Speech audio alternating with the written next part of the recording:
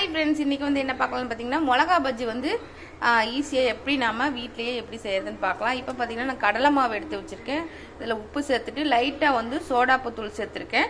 அதுக்கப்புறம் காஷ்மீரி சில்லி வந்து ஒரு 1/2 டீஸ்பூன் சேர்த்துருக்கேன். இதெல்லாம் நம்ம மிக்ஸ் பண்ணிட்டு நம்ம மிளகாய் பார்த்தீங்கன்னா பெரிய பெரிய மிளகாயாக இருக்கிறத ரெண்டாக கட் பண்ணி வச்சிருக்கேன்.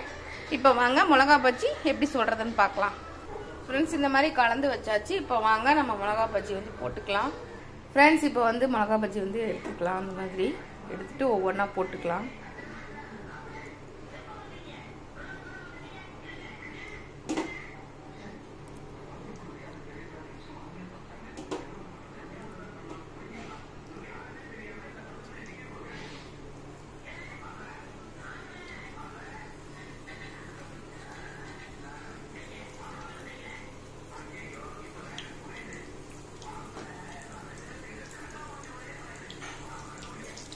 ஃப்ரெண்ட்ஸ், ஈவினிங் ஸ்நாக்ஸ் வந்து மிளகா பஜ்ஜி வந்து சூப்பராக வந்து ரெடி ஆகிட்டு இருக்கு.